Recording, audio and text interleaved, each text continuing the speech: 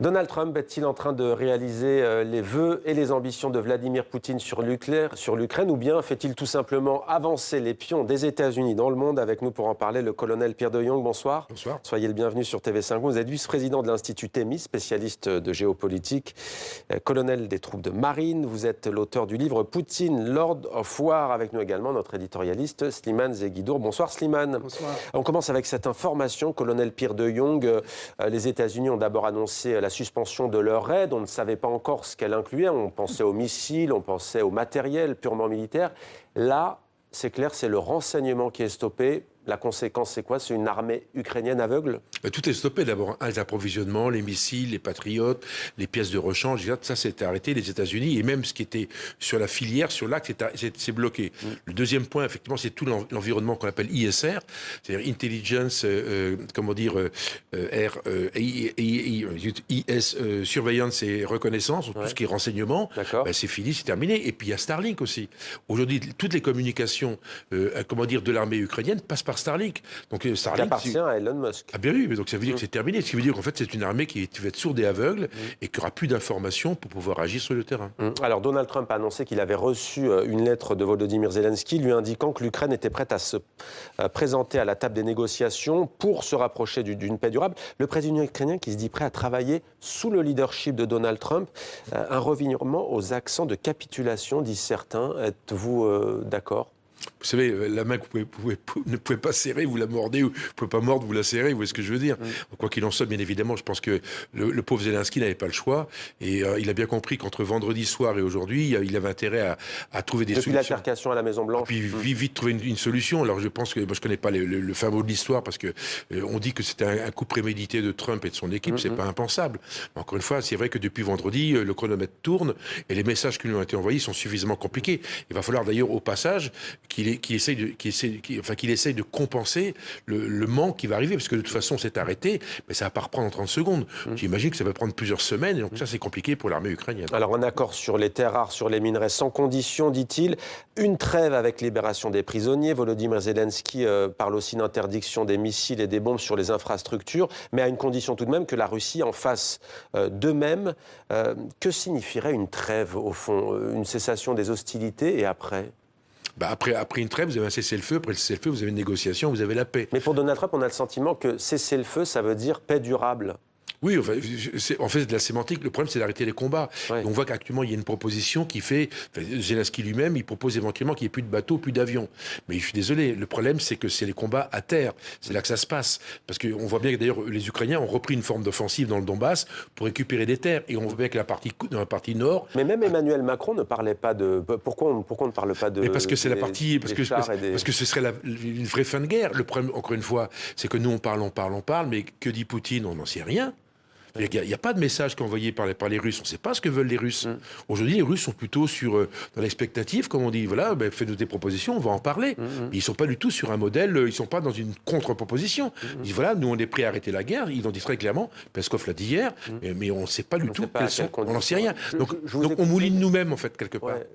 Vous dites? On mouline nous-mêmes. On mouline nous-mêmes. Je vous ai coupé, toi, vous disiez dans le nord, plus dans le nord, vous vouliez dire la région de Kharkiv. Oui, à cause, on a une offensive russe qui vise en fait à chasser les Ukrainiens qui sont dans la région de Soudja pour qu'ils quittent définitivement le territoire russe. On va voir la carte tout de même, parce que si Donald Trump va vraiment dans le sens de Vladimir Poutine, qu'est-ce que cela voudrait dire? Est-ce que l'annexion de la Crimée serait totalement entérinée? Est-ce que le Donbass serait lui aussi considéré comme un territoire russe selon les États-Unis? Slimane, il y a quand même un droit international.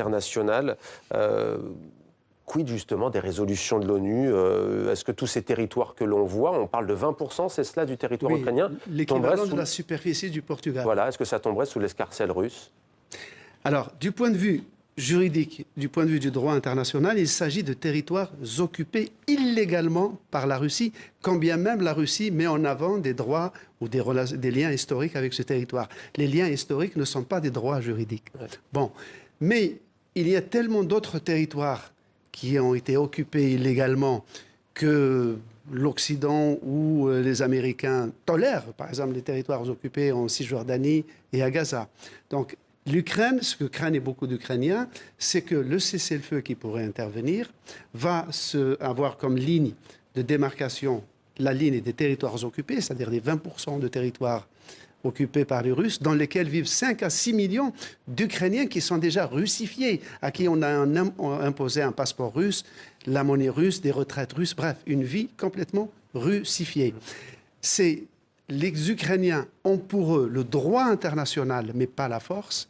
Les Russes ont pour eux la force, mais pas le droit. Ouais. Et c'est là où le rôle de l'Amérique, comme caution du statu quo, c'est-à-dire comme à la coréenne, c'est-à-dire que la ligne de cessez-le-feu va devenir une frontière. Ouais.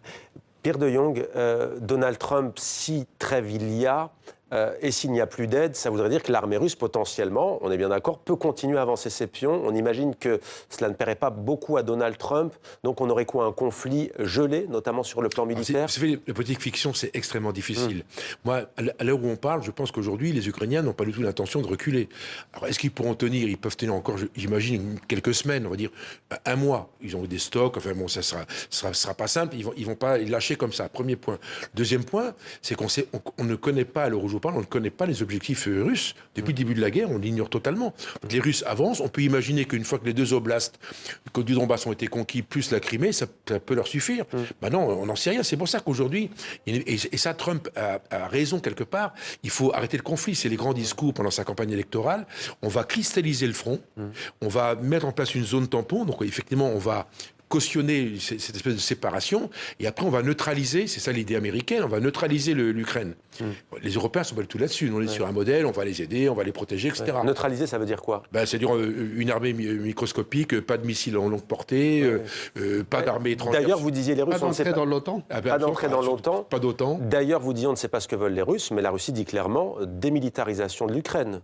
C'est pour ça qu'entre Trump et Poutine, il y a clairement une adéquation des réflexions et des pensées.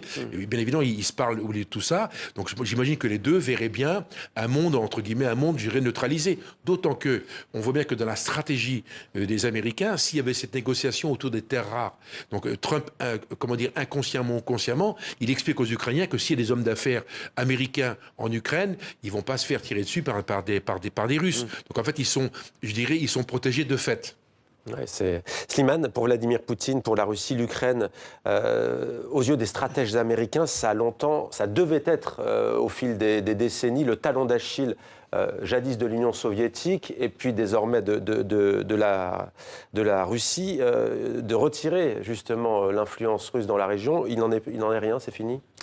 Ben oui, vous faites allusion à ce livre qui était un programme du grand stratège américain Zbigniew Brzezinski, qui s'appelle le Grand Échiquier, et qui disait, dans un chapitre qui fait une dizaine de pages, il disait, voilà, le seul moyen de réduire la Russie à une petite puissance régionale, c'est de lui soutirer, comment on tire le tapis sous les pieds de quelqu'un, l'Ukraine, pour l'arrimer à l'Occident.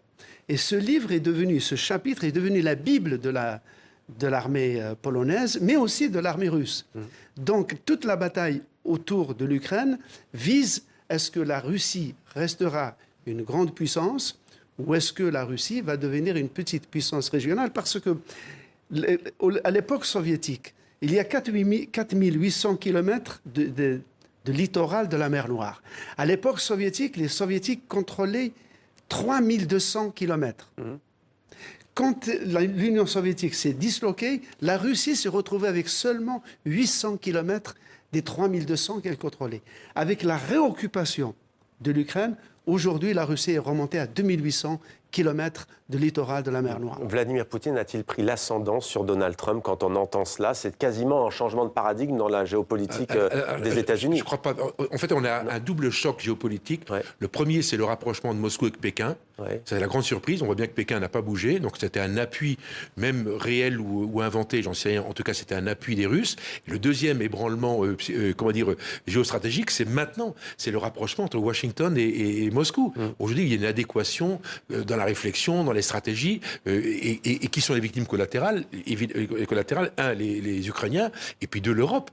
L'Europe qui est en train d'échapper à la sphère d'influence, je dirais, anglo-saxonne, elle rentre théoriquement dans une sphère d'influence, je dirais, russe. Et c'est la vraie inquiétude des Européens. C'est pour ça qu'il y a une telle agitation à Bruxelles et pour exister absolument dans la table des négociations. Donc c'est très compliqué. Donc c'est un double ébranlement. Et le point fort des Russes, de Poutine, très concrètement, c'est d'être à l'origine de ces deux ébranlements. Ouais, les Russes, c'est peut-être bien avant. J'aimerais vous lire juste ce que dit Régis Janté, aujourd'hui journaliste indépendant basé en Géorgie, spécialiste de l'ancien espace soviétique. Il dit on croirait que c'est spontané cette alliance Vladimir Poutine-Donald Trump, mais il dit que déjà, il y a presque 40 ans, quand Donald Trump épouse sa première femme, Ivana, eh bien, il est déjà sous la surveillance des services secrets à la fois soviétiques du KGB, notamment à l'époque de la sécurité des Tchécoslovaques, et encore quelques années plus tard, en 1987, Donald Trump va en Russie, il revient, il écrit une tribune dans les journaux américains pour dire il faut arrêter de financer l'OTAN et de défendre l'Union européenne. Les Européens ont-ils été dans une sorte de grand aveuglement ces dernières années? Alors, de façon indirecte, vous expliquez que Poutine a, ou en tout cas que... qu'il y a eu un travail de longue haleine, en tout cas que Trump a été entre guillemets, spoté par les services de renseignement russes. Ça questionne. C'est un débat qui tourne, etc. Moi, ça me paraît tellement... ça me paraît tellement étrange. Ouais. Je pense que le système américain, si c'est vrai, ils le savent et donc il serait jamais devenu président. C'est ça que je pense. Maintenant qu'il ait des affinités avec les Russes, c'est pas du tout impensable. Slimane. Je crois qu'il y a un des éléments qui a peut-être joué, c'est que pendant la guerre froide, lorsque Kissinger est parti en 1972 en Chine pour préparer la visite de Nixon, les États-Unis avaient utilisé la Chine contre l'Union soviétique. Et d'ailleurs, il y a eu juste après des affrontements militaires entre soviétiques et chinois. Là, on assiste à l'exact opposé. Là, on assiste à l'exact opposé, c'est-à-dire les Américains veulent arrimer la Russie chrétienne et blanche à l'Occident pour affaiblir la Chine. Ça peut marcher, ça? Ah ben oui, ça peut marcher, parce qu'aujourd'hui, on est rentré dans le monde des grandes puissances. On avait oublié ce monde-là. Parce qu'on avait des Américains qui étaient proches de nous, mais qui avaient une politique, je dirais, démocrate pour faire court. Donc on revenait à un système un petit peu mou. On n'a pas vu revenir Poutine, qui pourtant, depuis 2007, nous a envoyé des messages de façon extrêmement régulière. On savait que les Chinois, mais les Chinois, c'est un petit peu loin par rapport à nous. Donc nous, on avait un regard, je dirais, ethnocentré. On est bien positionné. D'un côté, il y a les Russes, et de l'autre côté, il y a les Américains. Et tout ça, on discute, on est un petit peu la cheville ouvrière de tout ça. Mais en fait, on vient de le perdre. Et malheureusement, Trump vient de changer fondamentalement la relation qu'on a avec les États-Unis. Et on est obligé de le prendre en compte. Encore une fois, j'ai pas dit que les Américains devenaient des ennemis, c'est pas ça que je veux dire. Simplement, c'est que le positionnement géostratégique des Américains a changé. Ils ont leur propre politique, ils ont leur propre logique. Leur propre agenda. Ce soir, Emmanuel Macron va parler à 20h en France. J'aimerais vous entendre, colonel Pierre de Jong, sur la menace réelle que pèse la Russie. On pourrait le comprendre s'agissant des pays voisins, de la Pologne, des pays baltes, quand on comprend le poids de l'histoire. Mais quand Emmanuel Macron, je parle sous votre contrôle, parle de menaces existentielles, notamment, vraies, faux, exagérées. Enfin, quand vous allez augmenter votre budget de la défense de 12% du PIB à 3 ou 5%, il faut avoir un ennemi solide. Donc ça, c'est de la communication politique. Il y a intérêt à aggraver, vous voulez dire, le risque et la menace. Absolutiser l'ennemi. Mais bien sûr, c'est 100 milliards de plus. On ne va pas les trouver en disant qu'ils sont sympas et qu'on va manger du borsch. Donc il faut un ennemi solide. Donc évidemment, politiquement parlant, en termes de communication, il faut que l'armée soviétique ou l'armée russe soit une armée dangereuse, consistante. Mais la Russie pourrait-elle avancer ses pions aussi? C'est une vraie question. Emmanuel Macron dit la Moldavie. Pour le coup, c'est pas totalement improbable. C'est un grand pays, c'est une grande puissance. Donc ils ont une stratégie de grande puissance. On voit bien que Poutine a une stratégie sur le monde russe. Donc il y a deux zones qui sont c'est compliqué pour eux. Un, c'est de remonter vers Odessa en direction de la Transnistrie. Vous voyez la Moldavie. Donc là, aujourd'hui, il y a 1500 soldats russes qui sont implantés en Transnistrie. Donc c'est pas impensable qu'il y ait des visées, pas sur la Moldavie, ça me paraît une élucubration, mais la Transnistrie peut devenir. Et donc les Russes seraient peut-être tentés de rejoindre la Transnistrie en passant par Odessa, avec la partie qu'ils occupent, si vous voulez, en Crimée. Donc ça, c'est un sujet. Et bien, vous avez les pays baltes, où en gros, en Lettonie, 30% de la population est d'origine russe. Et en plus, assez maltraitée au passage, avec des... Et la Géorgie, qui avec l'Ossétie du Sud et l'Abkhazie, ne peut plus rentrer dans l'OTAN à cause de ces problèmes territoriaux. Mais c'est le même problème, c'est le monde russe. Colonel, je me demande si les Européens n'ont pas péché par une confusion. C'est la différence entre les valeurs. On peut avoir les mêmes valeurs sans avoir les mêmes intérêts. Européens et Américains avaient les mêmes valeurs, mais pas les mêmes intérêts. Russes et Américains aujourd'hui ont les mêmes valeurs, ont les mêmes intérêts, mais pas les mêmes valeurs. Pierre de Jong nous sauve, il a dit absolument. Voilà, ce sera le mot de la fin. Merci beaucoup, puisque ce grand angle touchait à son terme. Je suis d'accord. Heureusement que vous êtes d'accord et que vous n'êtes pas parti dans une tirade. Merci beaucoup. Une diatribe. Merci beaucoup, colonel Pierre de Jong. Merci beaucoup, Slimane Zeguidour, pour vos éclairages à tous les deux.